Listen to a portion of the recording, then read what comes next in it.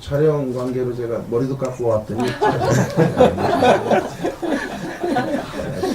신경을 쓰면 안 된다니까. 주님만 바라보고 해야지. 이렇게. 이 7장은 우리 지난번 도표상에서 보면 교환이죠. 교환, 교회의 안전이라는 막간이에요. 7장은 독특한 장으로, 독립된 장으로 이렇게 봐서는 안 되고요. 인재앙의 이야기의 삽입이나 막간으로 들어와 있다라고 하는 걸 아시면서 보셔야 돼요. 구조적으로도 그렇고요, 내용적으로도 그렇습니다. 구조적으로 보면요, 크게 보면 여섯 번째, 그러니까 6장에 한번 보시면 6장에 나오는 여섯 번째 인재앙, 6가지 인재앙과 그 다음에 8장 1절에 보세요. 7죄인을 떼실 때 하늘이 반시중한 고요했고 7죄인을 떼는 거. 8장 6절에도 보시면 7 나팔을 가지고 7 조서가 나팔을 불기를 얘기하다. 7 인을 떼면서 나팔로 이어지는 이런 8장 1절부터 5절 그 사이에 7장이 들어와 있는 것이죠. 6번째 인과 7번째 인 재앙 사이에 7장이 들어와 있고요. 이걸 좀 더 좁혀서 이제 구조를 살펴보면요, 6장과 7장의 관계는, 그러니까 인 재앙과 첫 번째 삽입의 관계는 질문과 대답의 형태로 되어 있어요. 6장 17절을 보세요. 그들의 진노에 큰 날이 이르렀으니 누가 능히 서리요. 절규에 가까운 이런 질문들을 세상에 소위 잘 나가는 사람들이 던지고 있죠. 누가 능히 설 수 있는가? 진노의 큰 날에 과연 누가 설 수 있을까? 이에 대한 확실한 답을 7장이 주는 거죠. 누가 쓰냐 하면 14만 4천이 있어요. 인맞은, 그러니까 인침받은 14만 4천이 이 재앙을 피할 수 있다. 우리들이죠. 인맞은 14만 4천이. 다른 사람들이 아니고. 그 구체적인 내용은 다음 시간에 우리가 또 살펴야 되고요. 오늘은 이 형식적 구조 같은 것들을 통해서 주시는 메시지를 좀 생각하려고 그러는데요. 내용적으로도 보면 7장은 6장에 진노와 심판을 받고 있는 사람입니다. 6장과 대조를 이루는 구원과 승리의 자리에 이르게 된 사람들의 모습을 그리고 있어요. 우리들의 모습을 그려주고, 그래서 제가 교회에 대한 이야기다 이렇게 보는 것인데요. 한마디로 세상 사람들의 이제 아이덴티티, 정체성과 대비되는 하나님의 백성들의 정체성을 밝히고 있다고 할 수 있겠어요. 다시 강조하지만 하나님 백성들의 정체성은 인침받은 14만 4천이다 라고 하는 것이죠. 14만 4천이라는 숫자는 여러분이 잘 아실 거고요. 12 곱하기 12 곱하기 1000이라는 상징적 수인데요. 구약의 이스라엘의 12지파, 신약의 12사도, 그 다음에 1000이라는 수는 완전 수일 수도 있고요. 군대 수일 수도 있어요. 백부장, 천부장. 그래서 신구약을 통틀어 주님이 인쳤다는 건 소유 도장 찍으셨다는 거거든요. 주님이 내 것이라고 말한 사람들 모두가 이 구원의 자리에 이르게 되는 사람들이다 라고 하는 것을 알려주고 있는 것이죠. 그래서 우리는 14장으로 바로 달려가서 14장을 깊이 이제 들여다 봐야 되겠지만, 오늘은 이제 아니 14장이 아니라 7장으로 7장으로 달려가서 이제 7장의 이야기 속으로 깊이 들어가야 되겠지만, 그 연결된 장과 한번 대조를 이루면서 생각해 보는 것도 중요할 것 같아요. 6장의 정체성과 7장의 정체성. 제가 한번 이제 시도를 해봤어요. 실험적으로. 6장의 정체성을, 그러니까 비교 속에서 우리를 보면요, 우리의 서 있는 자리가 훨씬 더 선명해지고, 비교점 속에서 우리가 누구인지가 확인이 되면 더 감격스러워요. 그죠? 그러니까 구원이 이제 감격이 잘 안 되는 이유는 나중에도 말씀드리겠지만, 우리가 가지고 있는 구원이 당연한 거라고 생각하면 감격이 없어요. 그죠? 이제 우리의 괜찮은 삶 플러스 옆에 있는 프리미엄이라고 생각하면 그거 없어도 되는 거 아니에요? 신앙이 보너스로 들어오면 감격은 없어요. 종교생활은 해도요. 왜 그럴까요? 그거 없어도 우리가 나름대로 괜찮게 살고 있으니까. 불편함이 없으니까. 그래서 많은 이제 모태신앙자, 습관적 모태신앙자들이라고 저는 정의하는데, 신앙자들의 특징은요, 바로 이런 대목에서 진한 감격을 갖고 신앙생활을 못해요. 뭐 특별 새벽기도 좀 하자 그래도, 아유 그런 거 옛날에 다 해봤다고, 뭐 헌신 좀 하라 그러고, 아유 그런 거 어릴 때부터 엄청나게 해봐도 그런 거 갖고 바뀌는 거 아니야, 이렇게 이야기를 하죠. 그래서 저 인간은 또 신앙이 있나 없나 싶은데, 교회는 절대로 안 빠져요. 또 안 빠지고 헌금도 내고 자기 할 의무들은 다 하지만, 그리고 또 막 불신자들과는 막 기독교를 변증하며 싸우지만 또 절대로 발을 더 깊이 들어놓지는 않아요. 감격이 없는 거죠. 하나님을 향한 그런 내적 뜨거움이 없는 거죠.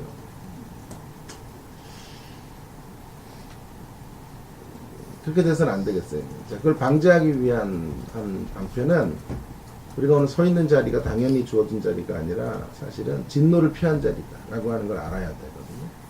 우리가 마땅히 맞이해야 될 운명은 6장의 운명이에요. 예수님 밖에서.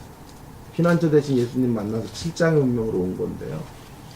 그래서 사실 6장이 우리가 당했어야 하고 우리가 처했어야 하는 이런 결국이라는 것을 뼈저리게 공감할수록 7장의 이 이야기가 감격스럽고, 이 해답 되시는 우리에게 해답을 주시고, 누가 능히 설 수 있는가에 대해서 우리 자신들을 그 능히 설 수 있는 자리에 서게 해주신 것에 감격하게 되는 것이죠. 그래서 오늘 그런 대조를 통해서 우리가 있는 자리가 어떤 자리인지를 한번 다시 확인해 보는 시간으로 워밍업 하는 거죠. 7장에 대한 워밍업을 좀 하고 다음 시간에 좀 더 본격적으로 다루겠는데요. 자, 그렇다면 이런 구조, 퀘션과 앤서의 구조로 한번 다뤄보면요, 두 정체성 혹은 정체성을 사는 사람들의 모습이 여기 소개되어져 있는 거예요. 첫째로는요, 6장의 인재양으로 바라본 심판을 사는 사람들의 모습들, 혹은 그들의 정체성을 우리가 보게 되고요. 그와 대조를 이루는 7장의 막간으로 바라본 구원을 사는 사람들의 모습과 정체성을 대조해 보면서 우리를 살펴볼 필요가 있겠는데요. 먼저 6장을 사는 사람들, 한마디로 저는 심판을 사는 사람들이다, 이렇게 정의를 했는데요. 심판에 두 국면이 있어요. 미래적인 심판, 당연히 심판하면 미래에 주님 앞에서 영원한 불못에 들어가고 지옥불에 이제 던져지는 이런 심판을 이야기할 수 있겠지만, 자, 성경이 말하는 심판은요, 현재적인 거예요. 이 6장에서 당하는 이 심판의 이야기는 마지막 날에만 일어날, 역사 끝에서만 일어날 그런 심판의 이야기일 수도 있지만, 현재적으로 이 세상 사람들이 심판을 이제 당하고 있는 거거든요. 세상은 죽음 이후에 심판을 당하는 것만이 아니라 이 땅을 사는 동안 심판을 당하고 있어요. 어디 세상이 심판을 당하나요? 떵떵거리고 살고 죄를 밥 먹듯 짓고 자신들의 세상들을 펼쳐가고 있는데, 어디 세상에 심판이 있냐고 묻는다면 저는 이렇게 말씀드리고 싶어요. 예수 없이 사는 게 심판이에요. 예수님 없이 살아가는 마음 상태가 심판이 아니에요? 예수님 없는 말씀에 이제 우리의 온갖 생각들을 걸러내지 못하고 사는 거, 그게 심판인 거예요. 그럼 뭐만 남겠어? 욕망만 남겠죠. 버려야 될 것들을 가지고 살겠죠. 한번 원수를 맺으면 그 원수 맺음의 자리에서 상대를 절대 용서하지 않는 마음으로 살겠죠. 왜요? 말씀에 채가 있어야 그걸 속간해서 안 좋은 것들은 걸러내고 좋은 것들은 마음속에 받아들여 살아가게 될 텐데, 내 고집대로, 내 아집대로, 내 감정대로 살아가던 자리에서도 하나님 말씀이 들려오면서 그 말씀을 따라 나를 꺾고 나를 죽이고 내 자아를 이제 죽이며 하나님에게로 돌아오는 거거든요. 순간순간 잘 안 되지만 이런 제동장치가 말씀이고요. 마치 나발이라는 사람 다윗이 죽이려고 칼 빼들고 달려갈 때 아비가일이 나타나서 멈추십시오. 당신 왕 될 사람이 이런 짓이나 하면 되겠어요. 내 남편 죽이는 이런 일 멈추세요. 그래서 가다가 길을 서죠. 그리고 말 돌리죠. 네? 마치 예수 없는 사람들은 어떤 사람들이냐면 그 말을 돌릴 수 없는 사람들이에요. 그 아비가일이라는 제동장치가 없기 때문에. 그 아비가일이 하나님 말씀일 수 있어요. 하나님 말씀이라는 제동장치 앞에서 우리가 가던 어떤 타당한 욕망의 길조차도 꺾을 수 있는 사람들, 살아가는 것이 복된 인생의 길일 텐데, 지금 세상은 그런 하나님에 대한 부르심도 가질 수 없고 하나님의 말씀에 이런 브레이크가 없기 때문에 그렇게 살아가는 것 자체, 예수 없이 이 세상을 물질을 향해서 달려가고 자신의 권력을 향해 달려가고 명예를 향해 달려가다 끝나버리는 삶 자체, 그 자체가 이미 죽음 전에 죽음을 경험하는 거잖아요. 죽어가는 거잖아요. 허무와 생존의 인생으로만, 세상 안에는 더 나은 생존밖에 없어요. 5,000원짜리 식사하는 생존인지 5만원짜리 한 끼 식사하는 생존인지 10만원짜리 식사하는 생존인지, 그 생존밖에 없죠. 생명을 살아야 되는데 생존을 살아가는 것 자체가 심판인 거죠. 자, 그러면 그 심판을 사는 사람들의 모습을 6장에서 우리가 확인했지 않습니까? 심판을 살아가는 세상 사람들의 모습 속에 없는 것이 뭐였죠? 안식이 없었죠. 안식이 없었죠. 전쟁으로 안식이 없고, 내란으로 안식이 없고, 기근으로 안식이 없고, 사망의 이야기로 안식이 없었지 않아요. 그리고 마침내는 천지가 우주적 이런 재앙을 만나서 어찌할꼬 하며 절규할 수밖에 없는 그런 삶을 살았다. 그런 삶의 모습이 참된 안식이 없고, 있다면 쾌락적 즐거움 외에는 없는 삶, 그런 삶의 여정들을 걸어가고 있어요. 이게 심판이라고. 이 심판을 사는 거예요. 자, 그럼 심판받은 사람들의 결국이 뭐죠? 예, 6장의 결국이 뭐예요? 절규죠. 누가 이 어린 양의 큰 날이, 진노의 큰 날이 이르렀으니 누가 능히 설 수 있을까? 이 진노를 어떻게 피할 수 있을까? 절망 가운데 탄식하는 것이잖아요. 절규로 가득 찬 질문밖에 없는 삶. 질문밖에 남지 않아요. 인생은 왜 이렇게 힘이 드는가? 이렇게 허무한가? 이렇게 고통의 날들을 살다가 고통의 날로 끝나야 되는가? 이것이 세상의 6장의 재앙을 통해서 바라본 심판을 사는 사람들의 모습, 정체성인 거예요. 그들은 참된 인생을 못 살아요. 그림자 인생 살아요. 그림자 인생. 그림자 속에 그림자 행복 추구하다가 마치는 사람. 자, 그래서 마지막 질문이 던져지는 거예요. 그 아주 의미심장한 질문. 누가 능해서? 세상에는 이 질문만 있고 답을 못 찾아요. 그러나 우리는 답을 찾은 사람들이에요. 답을 찾은 사람들이에요. 우리는 누구라고요? 답을 찾게 된 사람. 우리가 찾아 나서서 찾게 된 게 아니라 주님이 발견할 수 있도록 해주신 거예요. 7장이에요. 누가 능히 설 것인가요? 답은 구원받은 14만 4천, 입맞은 14만 4천이 이 재앙을 피할 수 있다. 이 재앙으로부터 안전할 수 있다. 그래서 교환이라니까요. 구원을 사는 사람들의 모습. 여러분 구원도 두 국면이 있다는 거 아세요? 구원을 정확히 말하면 세 국면이군요. 구원을 과거로부터 받아왔고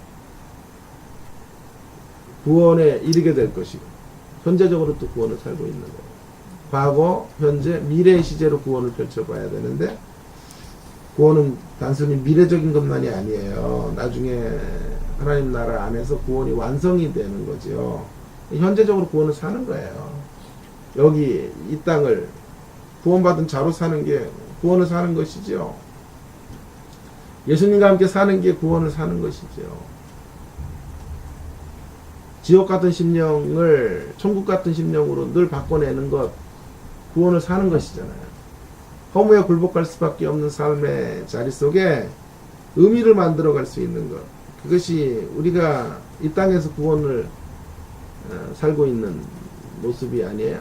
늘 잘 된다는 말이 아니에요. 늘 우리의 마음을 그렇게 기경할 수 있다는 게 아니에요. 그러나 자, 문제는 그렇게 기경할 수 있는 가능성이 열렸다는 거죠.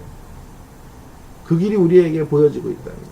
그 길로 우리가 초대되고 있다는 사실보다 더 이따 적용점에도 나오겠습니다. 더 중요한 것은 없어요. 자, 그러면 구원을 사는 사람들의 삶의 여정은 어떤 것인가요?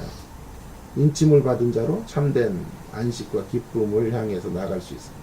인침을 받았다. 여기 인침을 받는데 막 이제 진노가 쏟아지고 6장에서요. 7장에 들어오면 천사 넷이 네 모퉁이에 서서, 그러니까 네 모퉁이라는 동서남북 세상 전체 쓴 거죠. 이게 다 상징적인 기법이에요. 어떻게 천사들이 저 네 모퉁이가 어디에라고 쓰겠어요. 이제 어쨌든 환상 속에서 이런 것들을 본 건데, 이 나무라고 아니 바람이 불어서 해하지 못하게 하는 거죠. 바람을 막아서. 이 바람이라고 하는 거는 이렇게 여기서 좋은 의미로 쓰이는 게 아니에요. 파괴의 바람. 중동이나 이런 데 가면 모래바람 같은 것들이 오면 어떻게 되겠어요?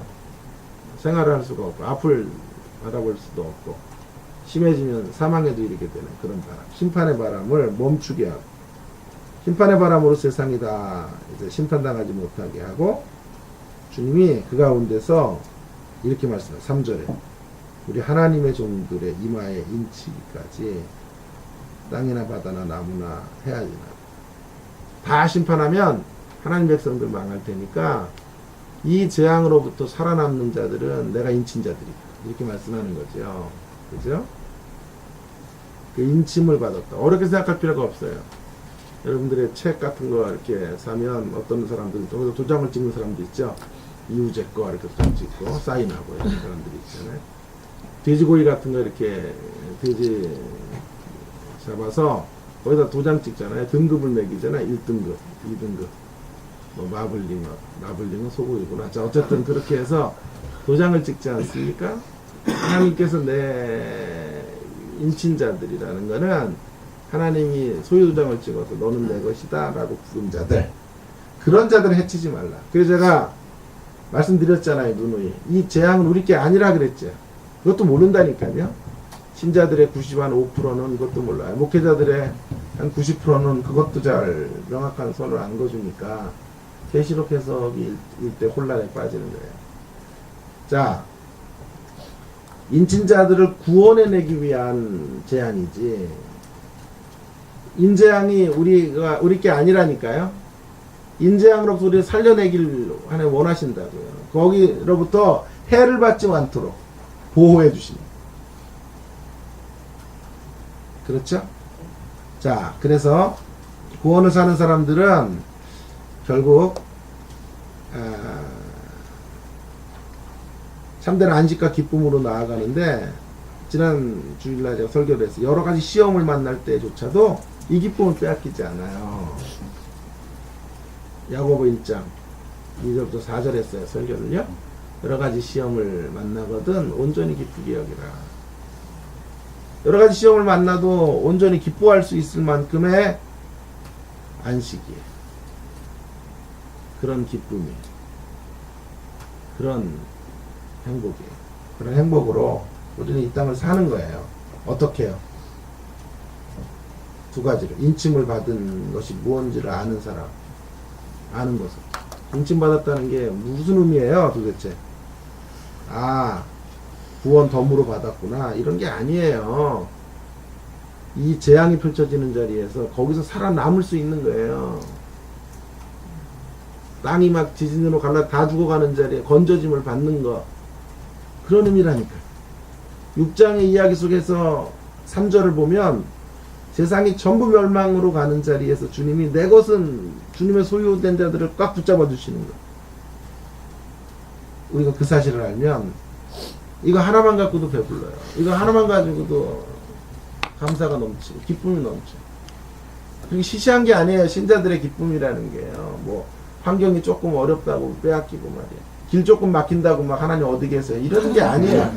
그 정도의 그렇게 가벼운 것들이 아니에요. 가볍고 천박한 그런 구원의 이야기가 아닌 거죠. 우리의 삶의 기반들이 다 우리를 핥고 지나가다. 그 속에서 남는 게 기쁨이고 그 속에서 남는 게 감사. 다니엘 보세요. 사자굴에 들어가게 하려고 음모를 꾸며놓고 기도만 하면 다 사자굴에 던져놓는다 그래요. 그리고 비밀 경찰 보내서 수사관들 보내서 기도 하나하나 소리만 들리면 잡아내라. 근데도 문을 활짝 열어놓고 기도하는데요. 다니엘 6장 10절에 전에 행하던 대로 하나님께 기도하며 중요한 단어가 감사하였더라. 제정신이에요? 간구했더라. 저는 번역이 잘못된 줄 알았어요. 간구는 오케이. 무슨 감사해? 지금 자기를 죽이려고 하는 사람들이 지금 기다리고 있어요. 수갑 채워 데려가려고 기도만 해봐 이놈. 다니엘을 위해서 이게 조준되어져 있는 거잖아요. 이제 그 음모 속에 다니엘은 뻔히 그 음모를 알면서도 전에 행하던 대로 감사를 빼앗기지 않았다. 이게 신자의 감사인 거예요. 신자의 기쁨인 거예요. 간구했더라 그러면 조금 더 편할 것 같은데 감사했다. 왜 그렇게 감사할 수밖에 없을까요? 감사가 모든 것이기 때문에 그래요. 감사는 일부가 아닌 거예요. 주님이 우리의 모든 것이듯 감사가 우리의 모든 것이에요. 감격하는 게 우리의 모든 것일 수밖에 없어요. 왜요? 감사는 부분으로 들어와 있는 게 아니에요. 신앙은 부분으로 오는 게 아니에요. 제가 누누이 말하지만 통으로 우리는 상대를 받는 거죠. 상대와 친구가 되면 그 전체를 받는 거지. 너 안 좋은 건 내가 도려내고 좋은 것만 친구하고 안 좋은 거는 나랑 상관없고 잘라내라. 그런 식으로 친구를 받지 않아요. 마찬가지로 하나님께서 우리를 그렇게 대접해 주시기 때문에 통으로 인정해 주시고 우리는 통 전체로 하나님과 상대하기 때문에 감사가 우리의 모든 것이기 때문에 감사할 수밖에 없어요. 그 감사가 왜 생겨요? 우리가 인침을 받았다라고 하는 것에서 오는 거예요. 이 재앙을 피할 수 있는 인생이 되었다라고 하는 거죠. 뿐만 아니라 그러나 그것만으로는 또 안 돼요. 두 번째는 인침받은 자로서 분투하는 14만 4천으로 우리는 이 구원을 살아야 돼요. 분투하며 살아야 돼요. 단순히 주의 소유가 된 것을 감사하는 것이 아니라 그걸 넘어서 이 사실을 아는 것만이 아니라 이제 그걸 분투하며 지켜내야 돼요. 분투로 지켜내. 그래서 14만 4천은 군대예요. 군대. 하나님 백성들을 군대로 표현하고 있는 거예요. 군대는 뭐예요? 싸워낼 사람들. 자동으로 주어져 있는 것이지만 저절로 이제 누리게 되는 건 아니라 우리가 선택을 해야 돼요. 이 기쁨을 선택해야 돼요. 감격을 선택하며 살아요. 하나님의 소유된 백성으로 살아가는 이 행복을 날마다 선택하며 살아가요. 그래서 분투해야 될 존재들로 설명하고 있습니다. 자, 결국은 뭐죠? 구원을 사는 사람들의 결국은 해답을 아는 자로서 합당한 찬송을 부르는 자리로 가게 돼요. 9절에서 7장 9절. 또 다른 그림으로 14만 4천을 허다한 무리로 이야기하면서 계속해서 나오는 게 찬양 소리죠. 큰 소리로 외쳐가지고 구원하신 보좌에 앉으신 우리 하나님과 어린 양께 있다. 11절에도 하나님께 경배하여 가로되 아멘 찬송과 영광과 지혜와 감사와 좀 능력한 우리 하나님께 세세토록. 찬송의 책이라 그랬어요. 제가 계시록은 의외로 이 놀라운 예배의 광경, 우리 말로 성가대 노랫소리들을 수없이 듣게 하는 책이다. 그리고 해답을 알기 때문에 진노를 피하는 해답을 갖고 있는 사람들은 노래할 수밖에 없죠. 찬송할 수밖에 없죠. 그 찬송을 부르는 자리에 우리를 이르게 하실 거예요. 아니 이 땅을 사는 동안에도 순간순간 완전한 형태로 구원이 지금 우리 가운데 주어져 있는 건 아니에요. 죄가 있고 허물이 있기 때문에 때때로 희미할 때도 있고 때때로 구원받은 것이 온전한 것이지만 온전한 완성을 향해서 간 건 아니에요. 그러나 여기서 우리는 찬송할 수 있는 사람들이 되는 것이죠. 이게 우리의 정체성. 육장의 재앙을 피한 사람, 심판을 살지 않고 구원을 사는 사람들로 저와 여러분이 부름받고 있다는 사람. 적용점 세 가지. 첫째, 우리의 신분 확인 절차를 밟아야 합니다. 우리 신분 확인을 합시다, 여러분. 우리는 14만 4천. 우리의 신분은 14만 4천. 우리는 6장의 운명을 살 사람이 아니에요. 다시 강조할게요. 6장의 운명 우리 게 아니에요. 우리는 7장의 운명을 살아야 할 사람. 이것을 확인하는 게 중요해요. 우리가 누구인지를 모르면 우리는 7장을 살 수 없어요. 7장을 살아가는 이 7장의 감격, 인침받은 14만 4천이 누리는 이 행복, 이 노래, 이 찬송의 대열에 쓰기 위해서는요, 죽어서 하나님 나라 가서 비로소 이루어지는 게 아니라 여기서 그걸 앞당겨 와야 되기 때문에 여기서 그걸 살아야 되죠. 그거는 살라 그랬잖아요. 그 첫 번째 절차는 신분 확인을 해야죠. 신분 확인. 우리가 누구인지를 아는 것으로 시작해요. 꿈을 꿀 수도, 꿈을 꿔도 되니까 꿈을 꿀 수 있는 거예요. 꿈 꿀 수도 없으면 꿈을 못 꿔요. 무슨 말인가요? 꿈을 꿀 수 있게 하나님은 우리에게 길을 열어 놓으셨어요. 그러니까 우리는 꿈꿀 수 있는 거예요. 7장을 살 수 있는 꿈은 우리가 꾼다고 되는 게 아니에요. 주님이 이런 구원을 주셨기 때문에, 이 큰 구원을 주셨기 때문에, 이 큰 승리를 주셨기 때문에 꿈꿀 수 있는 길들을 열어 놓으셨으니까 우리는 꿈꿀 수 있어. 꿈 꿔도 돼. 7장을 사는 꿈. 7장의 감격을 누리는 꿈을 꾸면서 살아야 돼. 7장의 운명을 살아야 할 사람. 그런데요, 여러분, 이것을 아는 것과 사는 것이 언제나 동의어가 아니에요. 사실은 동의어가 돼야 돼요. 아는 것. 우리의 신분을 아는 것과 신분을 따라 사는 것은 동의어가 돼야 되는데, 많은 경우에 동의어가 되지 못해요. 그렇죠? 아는데 못 살지. 아는데 못 살잖아요. 내가 구원받은 자녀로, 인침받은 자인 걸 알아도 못 산다. 그러니까 7장의 운명을 살아야 할 사람만이 아니라 살아내야 된다. 살아내려면 두 가지 장애물들을 넘어서야 돼요. 두 가지 장애물. 첫 번째 장애물은요, 그래서 7장의 신분을 살아내려면 환경에서 느끼는 느낌이 아니라 말씀을 기준으로 살아야 돼. 말씀. 느낌이 아니라. 뭘 느끼느냐가 아니라 말씀이 뭐라고 우리 자신들에 대해서 정의하고 선포하고 계시는지를 늘 붙잡아야 돼요. 무슨 말이냐 하면요, 우리의 삶은요, 육장과 같은 현실이 펼쳐질 때가 많아요. 안식도 없고 지치고 힘들고 전쟁 같은 날들을 살고, 가정은 깨질 대로 깨지고 굶주리고 헐벗고 내면 세계가 피폐해져 가고, 살아있지만 정말 죽은 것과 방불한 사람들의 현실들을 만날 때가 수두룩해요. 그런 환경에 도전을 받기도 하고 악의 공격을 받을 때가 있는 것이죠. 그죠? 그럴 때 뺏기는 거잖아요. 7장의 감격을. 예? 그 환경의 도전 앞에서 환경의 역습을 당할 때, 그래서 마치 우리의 삶은 6장의 이야기들이 가득할 때, 전쟁과 내란과 기근과 죽음과 만신창이가 된 것 같은 삶, 지치고 피곤한 삶들이 펼쳐지게 될 때,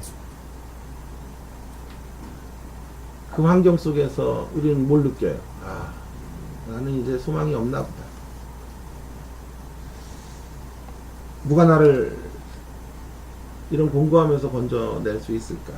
이런 절규를 할 수밖에 없어요. 그때 우리는 6장의 인생과 같은 느낌을 가져요.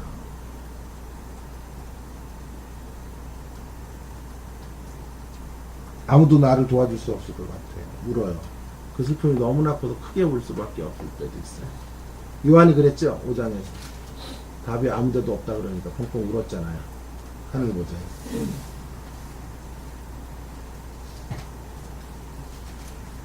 그런데 그에게 답이 주어졌죠? 확인된 답이 뭐였죠? 예수님이셨죠? 인대기 합당하신 예수님. 펑펑 울고 있는 요한에게 답이 주어졌죠.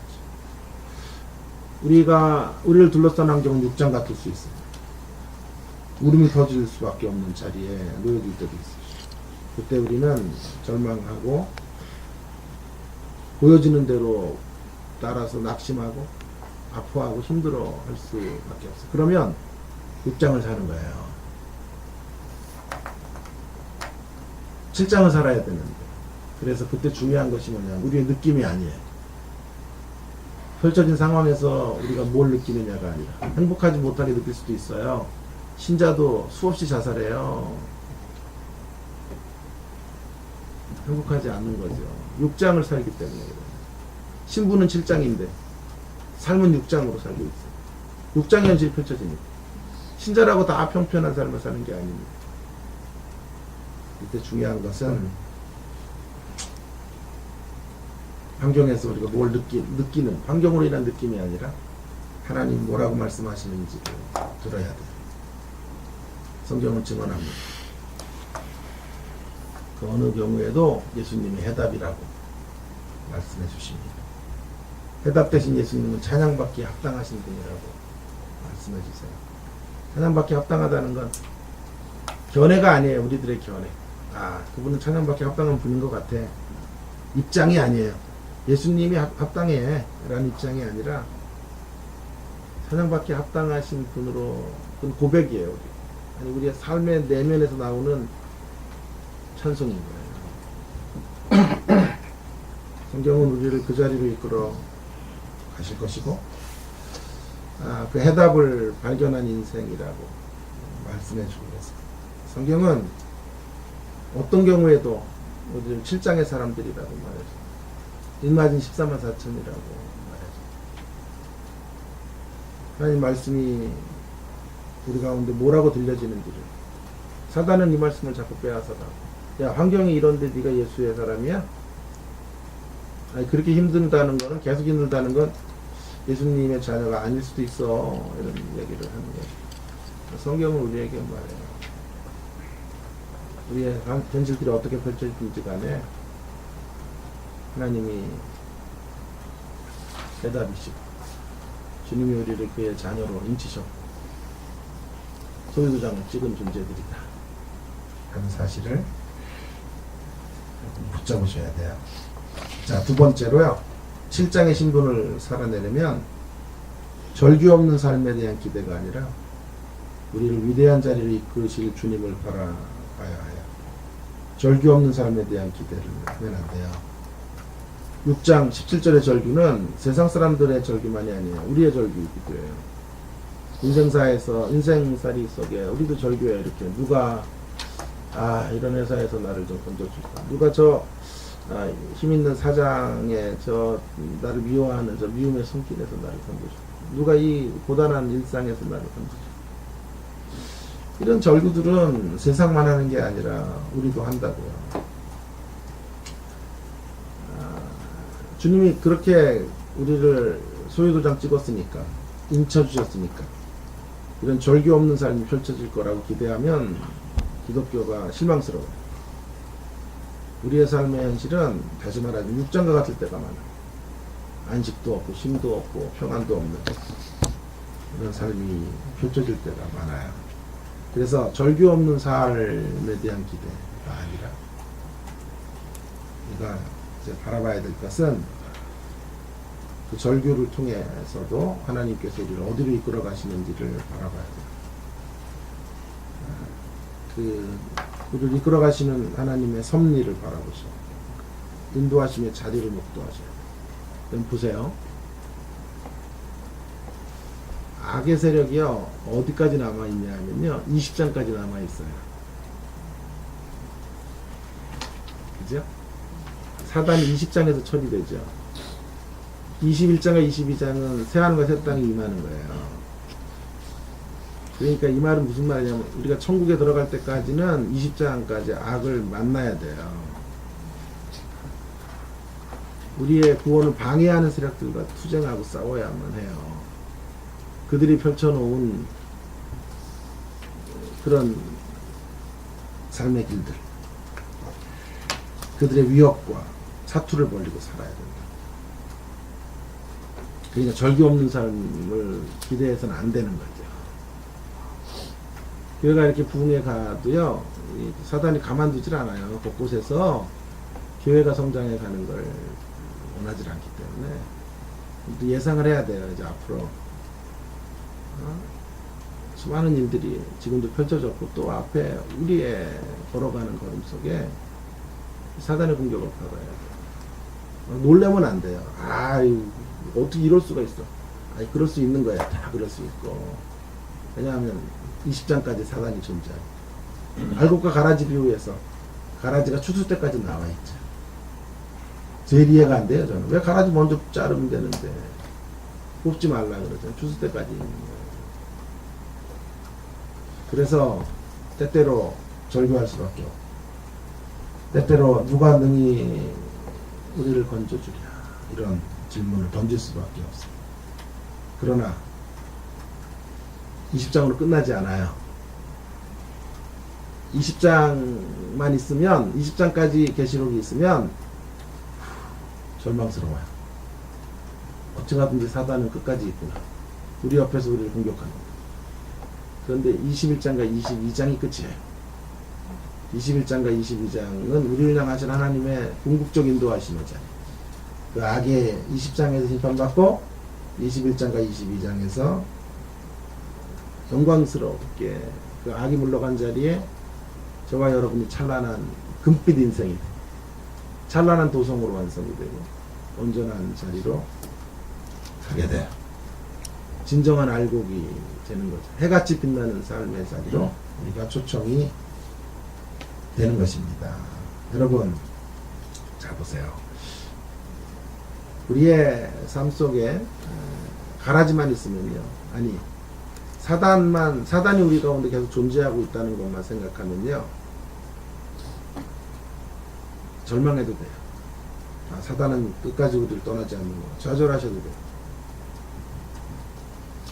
마지막 날까지 우리가 아무리 용을 써도 사단은 하나님께서 그분의 프로그램 안에 우리의 대적자로 서 있으니까, 일찍 종결하지 않으니까 얼마나 좌절스러워요. 얼마나 인생이 힘들겠어요. 만약 그런 이야기만 성경에 있다면 우리는 절망에도 타당한 거야. 절망이 타당한 거야. 그러나 우리가 절망할 수 없는 이유는, 낙심할 수 없는 이유는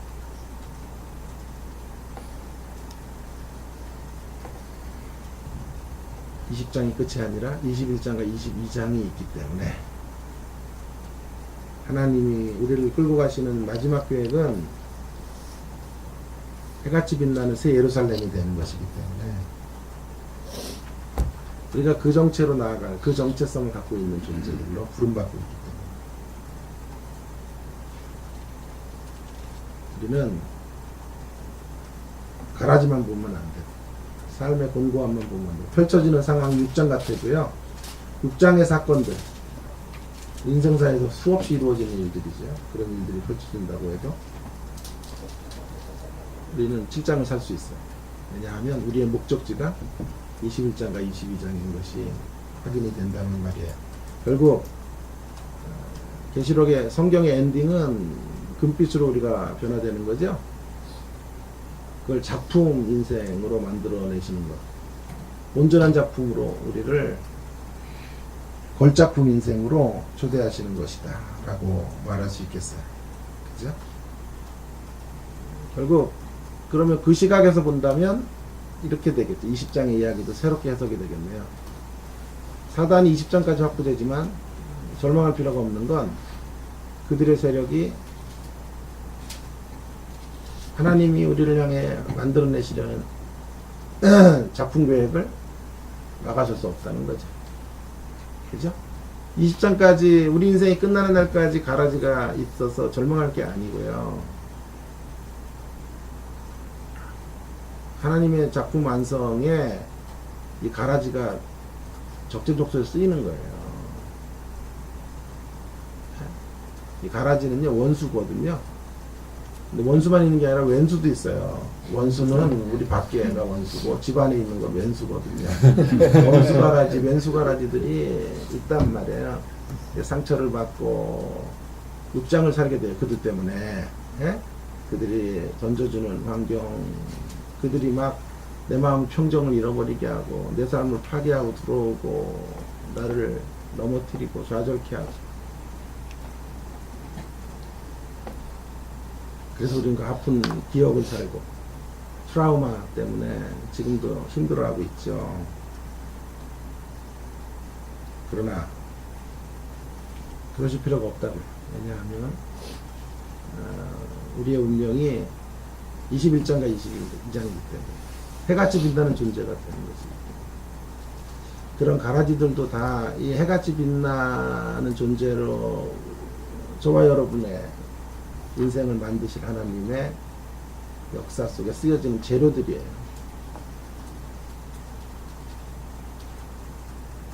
사단도 그 재료예요. 그러니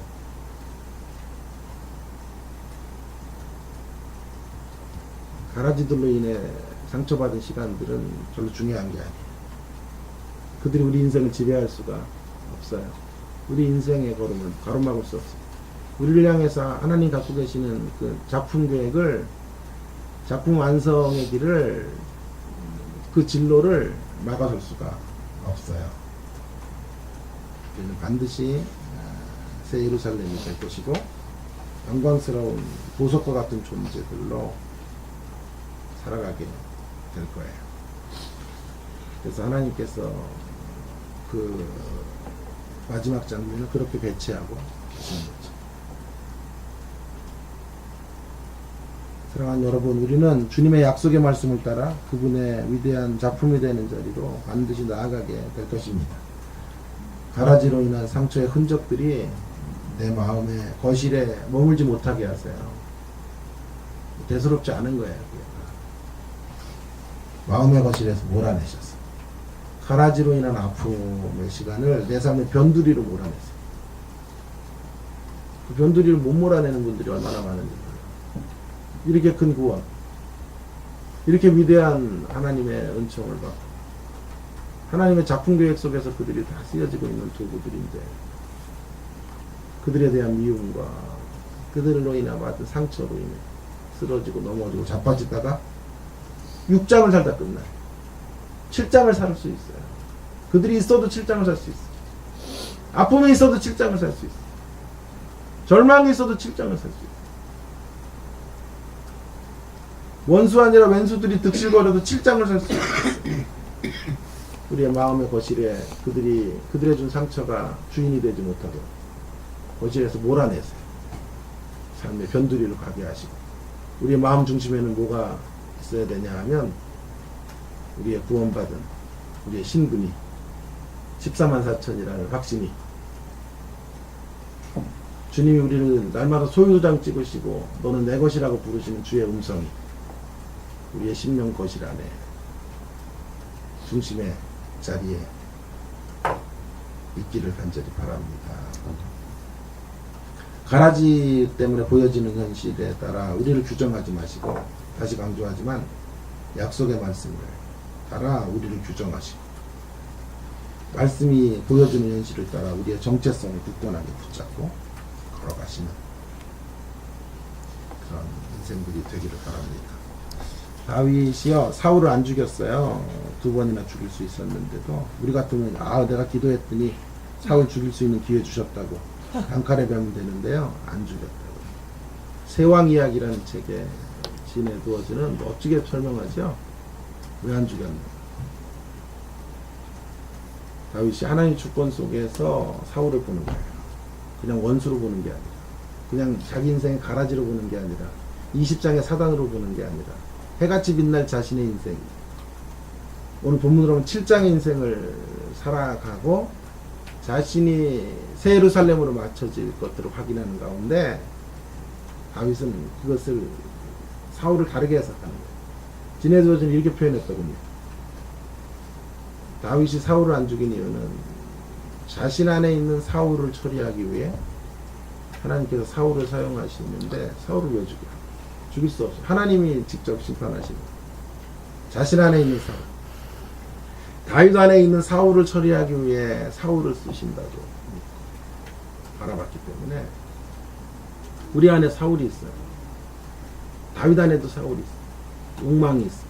권력욕이 있어요. 그래서 우리아를 간접살인 하잖아요. 바세바를 취하잖아요. 사실은 사울이 망한 이유는 권력남용이거든요. 다윗도 권력남용으로 가다가 멈춘다고. 그래서 성군이 되고, 못 멈춘 사울은 영원한 패자가 되는 거예요. 권력남용이 두 왕의 갈림길인데, 그런 욕망이 다윗 안에도 있다. 그래서 하나님께서 자기를 이제 온전한 작품으로 만들어가기 위해 사울을 쓰고 계시다고 믿으니까, 그 원수이든 왼수이든 자기가 제거할 필요가 없어요. 하나님께서 일하실 것을 기대하며 어찌하든지 자기가 만들어져 가고 변화되어져 가는 일에만 열중하게 되는 거죠. 결론이에요. 세상은 절규와 질문밖에 없는 인생을 살아요. 우리는 해답을 가졌어요. 해답을 가진 자답게 살아요. 그 6장의 인생을 살면은 하나님 말씀과 그분의 계획을 따라 7장의 정체성, 7장의 인생, 승리의 인생들을 살아요. 사랑하는 여러분, 우리들이 심판을 사는 사람들 옆에 구원을 사는 사람들임을 명심하십시오. 심판을 사는 6장의 사람들 이야기 속에 구원을 사는 사람들. 그렇다면 이제 질문만이 아니라, 질문밖에 없는 세상 속 우리는 해답을 갖고 있는 생애들이거든요. 그죠? 결국을 갖고 있는 사람, 생애들이니까 무엇보다도 그걸 보여줘야 돼요. 세상에서 얼굴 표정으로 보여주셔야 돼요. 표정. 얼굴 표정을 그럼 막 일부러 막 이렇게 과장된 표현 하라는 얘기가 아니고요. 얼굴 표정이라는 겉모습이 중요하다는 것이 아니고요. 얼굴 표정이란 마음의 표현이고 내면의 발로이고, 이 기쁨이 우리 안에 차고 넘칠 때 해답을 가진 자답게 설 수 있을 거예요. 해같이 빛나는 모습. 우리의 삶이 힘들고 어려워도 실장을 살아내시는 성도님들 되기를 주의 이름으로 축원합니다. 축원합니다. 아멘. 자, 좋으신 하나님 하고 마치겠습니다. 좋으신 하나님, 좋으신 하나님, 참 좋으신 나의 하나님,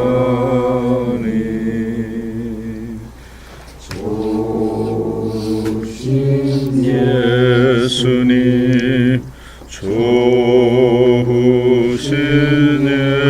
예수님, 참 좋으신 나의 예수님, 좋으신 성령님, 좋으신 성령님, 참 좋으신